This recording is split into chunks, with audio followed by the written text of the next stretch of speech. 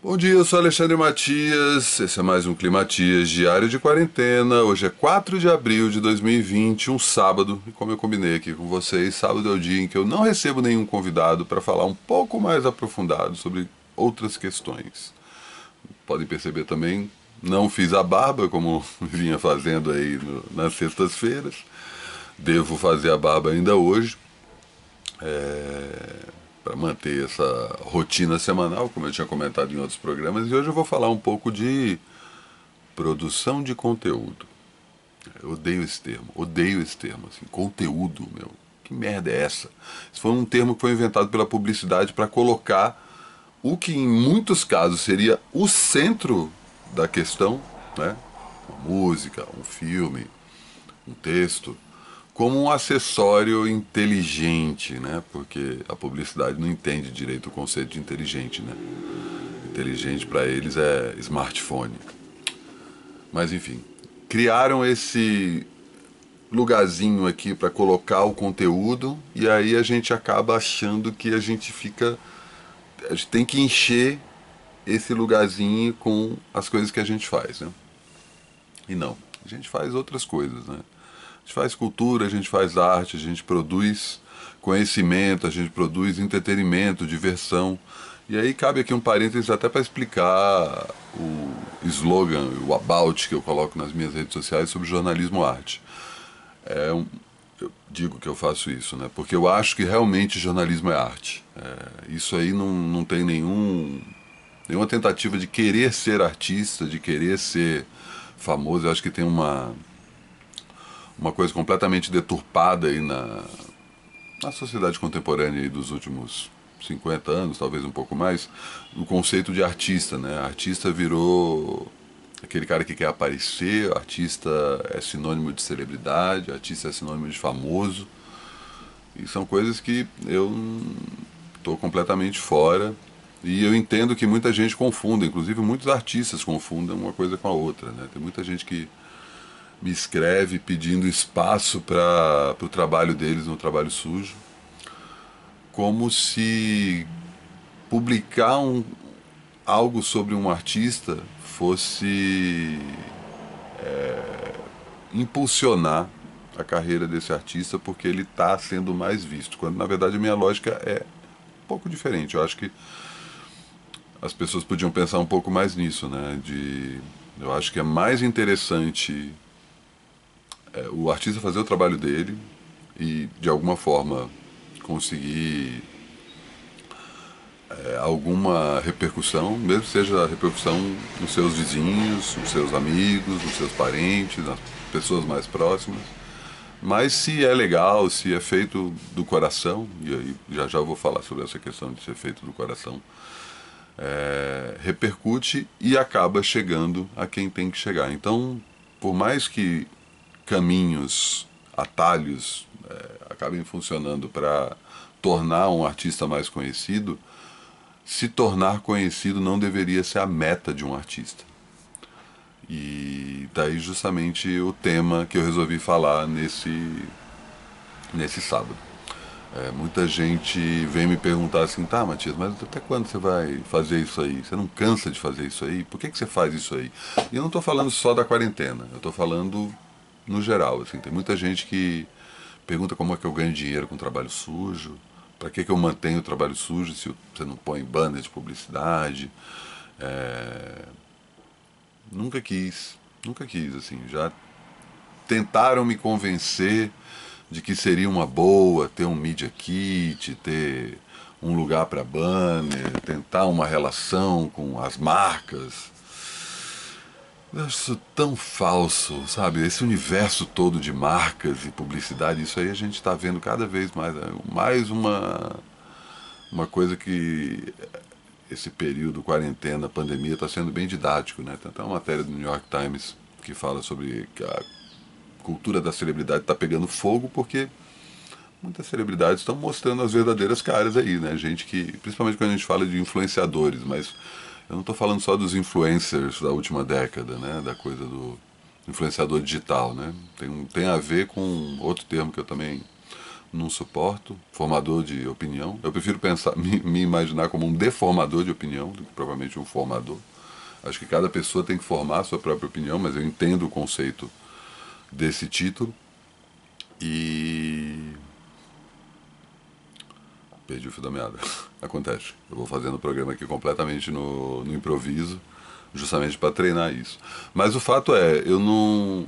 Essa cultura de celebridade, como eu estava falando, está sendo esvaziada hoje, que as pessoas aos poucos estão percebendo que essas celebridades ou só se importam com a própria vida, ou só se importam com a grana que vai cair porque determinadas marcas e determinados patrocinadores estão bancando a boa vida delas. Ou não falam nada sobre nada, sabe? A partir do momento que não estão viajando pelo mundo, não estão ganhando mimos, não estão ganhando, tagueando uns aos outros e fazendo, visitando festas, né? Essa coisa toda, essa vida glamurosa, coluna social.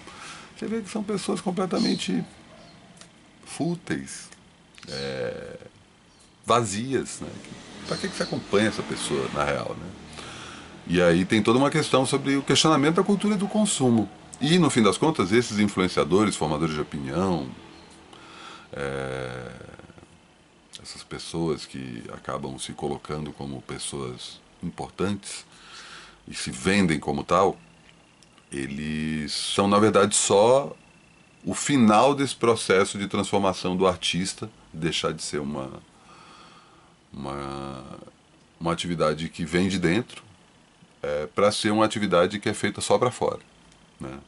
Eu conheço alguns influenciadores e sei exatamente do vazio existencial que tem isso, né? Que eles sabem muito bem que, tipo, por trás de um monte de marcas e produtos e patrocínios e banners e dinheiro, eles olham para frente e para trás e falam assim, tá, mas o que vai acontecer depois? Vou juntar minha grana aqui porque eu não sei o que eu faço da vida, eu não sei o que eu sou. E assim, acho bom, inclusive, que esse período façam várias dessas pessoas começarem a se ligar desse papel, né, de ser mera engrenagem num sistema que só favorece quem é muito rico e vende a ilusão para a maioria das pessoas que ser rico é a solução para um problema e ser rico é uma meta, né? Essa coisa de rico. O que é rico, né? Vai se fuder. E quando eu falo jornalismo arte, quando eu falo especificamente, estou falando aqui especificamente do meu caso, jornalista, eu não estou falando justamente de alguém que quer ser famoso. Eu adoro o tamanho da minha fama. Inclusive é um dos motivos que eu sou meio arredio com o vídeo, eu faço vídeo, né? Tipo, tô quebrando aí esse tabu pessoal, como eu falei logo no anúncio do nova edição do Climatias. Eu particularmente não gosto do formato de uma pessoa conversando com a câmera, né? O formato YouTube, e assim, nenhum demérito em relação ao próprio conceito de youtuber, né? Porque você tem youtubers de todas as formas, né?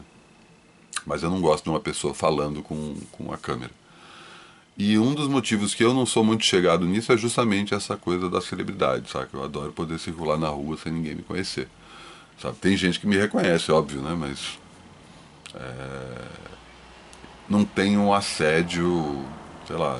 Perdi dois grandes amigos que eram referências visuais, referências televisivas, o Kid Vinil e o Miranda. E quando eu caminhava com eles em qualquer cidade do Brasil, eles paravam a cada 100 metros, a cada 200 metros, Miranda, ainda mais na época do Ídolos.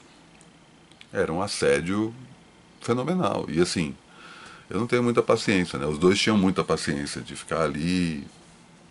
Então, legal, pô, que.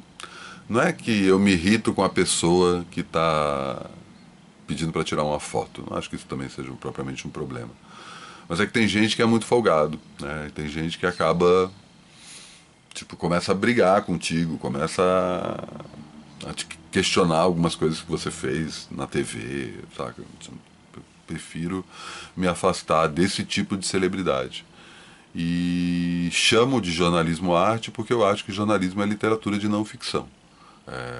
Como a literatura, o jornalismo tem que ser bem escrito, né? Tem que ser bem, e aí não só escrito, no meu caso é muito texto, mas agora estou mudando para esse outro lado, né, de trabalhar a imagem, mas de ter um estofo, né, de ter algo que seja traga tanto um conhecimento para quem está acompanhando, quanto que seja divertido, interessante, que você queira,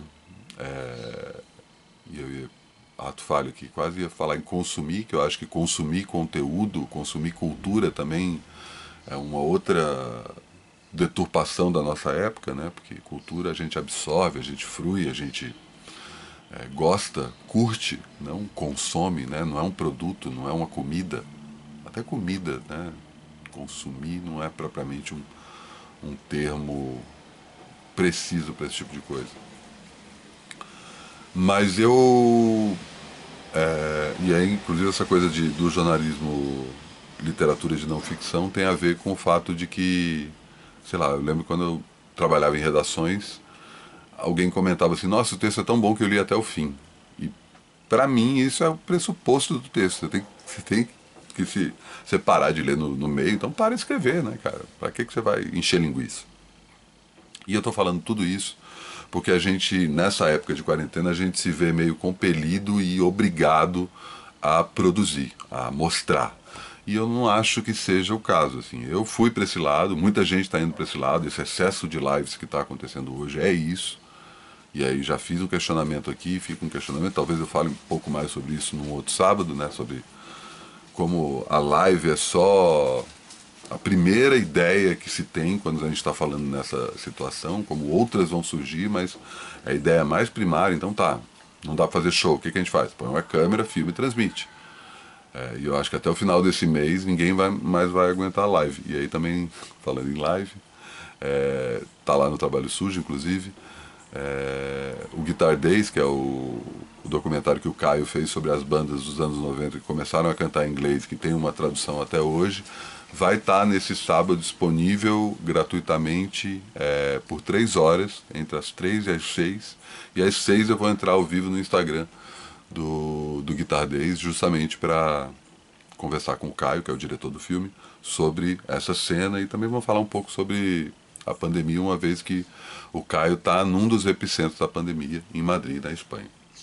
Mas enfim, voltando às lives e especificamente voltando a essa compulsão por produção de conteúdo. Produção de conteúdo. Não é isso que você está fazendo. Não é isso que você pode fazer.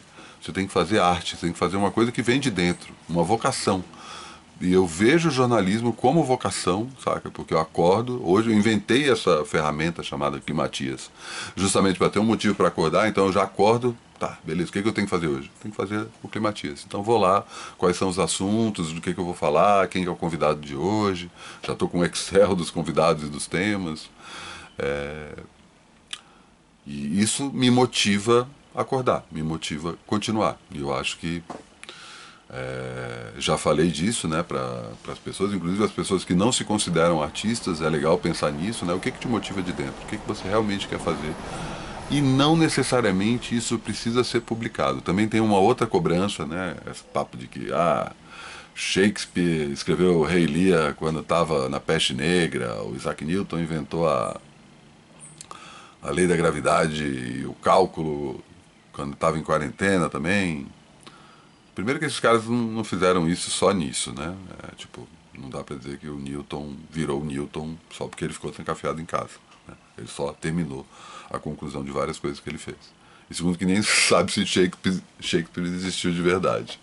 Inclusive depois eu vou falar sobre isso, tem um filme ótimo sobre isso. O filme do diretor do Independence Day. Eu adoro esse cara, Roland Emmerich. Mas depois eu falo disso. Não é um período mágico em que você vai criar o seu disco definitivo ou o seu romance perfeito, saca? Pode ser.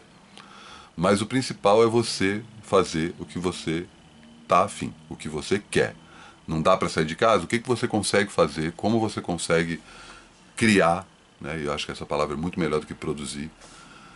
Algo que você goste e se orgulhe para você, não para os outros. Se dá para ir para os outros, ótimo. Se não, o que importa é você. Esse é o conselho final desse sábado e também para não ficar só falando da vida. Dica rápida: Critical Beatdown do Ultramagnetic MCs, disco clássico do rap. 88, influenciou o segundo disco do Public Enemy, influenciou um monte de gente, foi sampleado pelo Prod, enfim. aumenta o som. É isso. Continuamos amanhã. Bom dia.